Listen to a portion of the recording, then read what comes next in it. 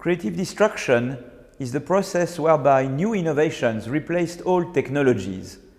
Back in 1987, Peter Howitt and I developed a new paradigm that operationalized Schumpeter's notion of creative destruction.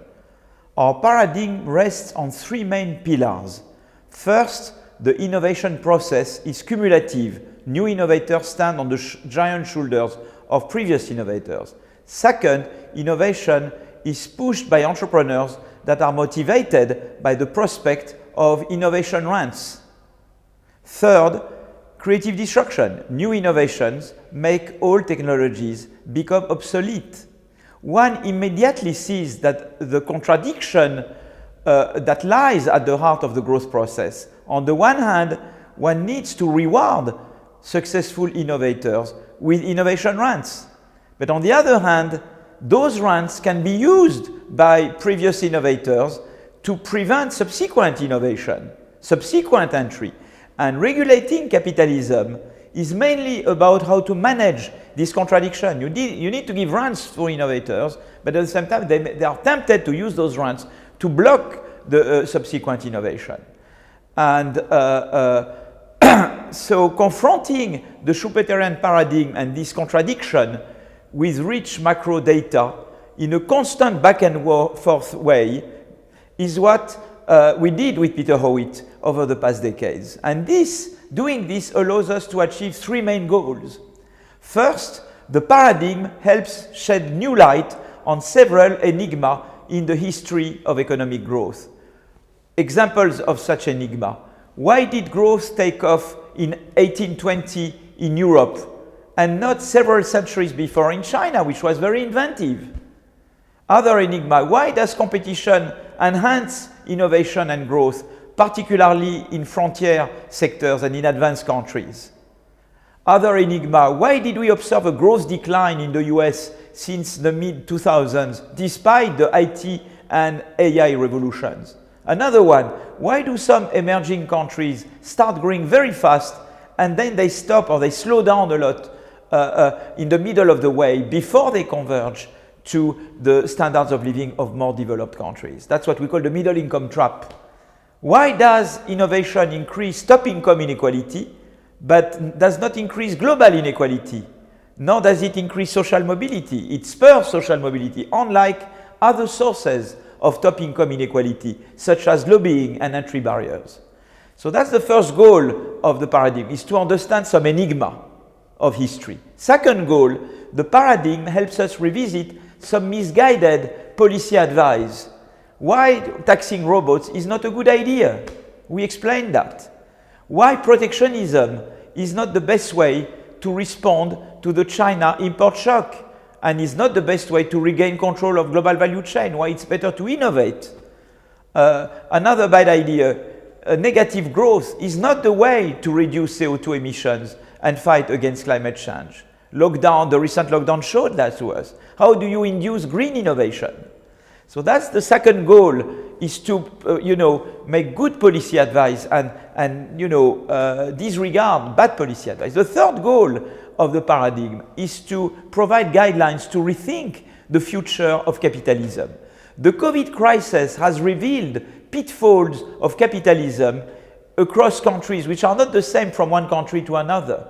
In the US, it revealed the pitfalls of the social model of the US. It did not protect US citizens adequately against the risk of losing health insurance and falling into poverty. But in Europe, capitalism failed to deliver innovation. Without Pfizer, Moderna, we would not get out of the pandemic. We did some innovation in Europe, but not enough. And so now what we would like is a capitalism that combines the good side of the American model, which is innovation, and the good side of the European, and I like particularly the Scandinavian model, which is social protection and inclusion. Can we do both? There are some people who believe that you can't have both, that if you choose to be innovative, like in the US, it has to be at the expense of protection and inclusion. Or if you choose to be protective and inclusive, it has to be at the cost of not being innovative. I think this is misguided. And let me give you 3 examples of policies that would both boost innovation-led growth and make growth more inclusive. The first one is flex security on the labor market.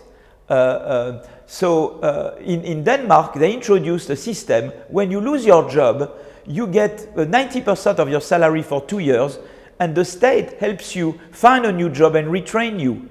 It's a great system because it made creative destruction in Denmark work much better, much more efficiently. It boosted creative destruction. But at the same time, this flex security system made growth more protective in Denmark. You see, so you could be both more innovative and more protective with this flex security system.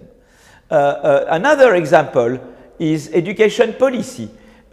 We have many what we call lost Einsteins. There are many people who are very smart, many young people, but they are born to families who cannot help them because they are uneducated. They cannot give them the education, the knowledge, the aspirations that would allow them to become innovators. Having a well-funded and a well-organized education system accessible to all of very high quality would both boost innovation-led growth because you would have many more people who can be Einsteins, many more people who can innovate, but at the same time, by definition, it would make growth more inclusive. Last example, competition policy. We know that there is, the growth decline. Growth in the US declined since the mid-2000s. And we know it's because during the IT revolution, you had the emergence of superstar firms. Google, Amazon, Facebook, Microsoft, Walmart, those firms, when they grew first, it boosted growth, and growth was boosted in the US between 1995 and 2005. But then those firms invaded all the sectors of the economy. And when they did that, they stifled innovation and entry by other firms. And that's what provoked the slowdown of growth in the US. Having better competition policy, a new competition policy in the US that's better adapted to the digital era, would both boost innovation and entry, but also it would make growth more inclusive because you would have more entrants. And it's the entrants that make growth more inclusive. You see, so those three examples, flex security, education, and competition, are three levers of both making the economy more innovative and also making the economy more inclusive. I would like to thank, I'm very grateful to a number of scholars and colleagues. I owe special thanks to Jean-Michel Grandmont, who created the conditions for all of this to happen, because he's the one who told me, you should go to the US. He told my mother that I was an embryo researcher, but he needed to put an ocean between my mother and me because I needed to get the autonomy to become really a researcher. And it's really thanks to Grandmont. He's the one who recommended me to colleagues at Harvard University and MIT, and I went to Harvard as a student. And all that happened because of Jean-Michel. So I owe special thanks. He changed my life. Voilà. Let me start saying that. I would also like to thank my thesis advisors. Andreu Mascolel was very important. Eric Maskin, very important. Jerry Green, very important. And also Oliver Hart and Jean Tirole trained me and guided my first steps as an applied theorist. I'm very grateful to them too. And last but not least, obviously, it changed everything to get to meet Peter Howitt at MIT in the fall of '87 and to interact with Peter on a continuous basis over the past 34 years. That's what gave rise to this whole adventure. And this whole adventure started with Peter and I, but then we had followers, and there is a new wave, generations of fantastic economics working on the economics of creative destruction. I would like to pay tribute particularly to the next generation that managed to push the approach so far, in particular Ufuk Aksigit, Pete Clino, John Van Reenen, Fabrizio Zilibotti, and now there is an even younger generation of creative destruction economists, Antonin Bergeau, Timo Boppard, Michael Peters, and all their students and co-authors. Let me conclude by saying that Schumpeter was deeply pessimistic about the future of capitalism. He thought that earlier innovators would turn into entrenched conglomerates that would successfully capture governments and thereby stall the innovation process and the entry of new innovators. We know there is a lot of that when we talk about secular stagnation. A lot of the Schumpeter worries are there. But our research with Peter Howitt and with our other co-authors allows us to now say, well, Schumpeter was maybe too pessimistic.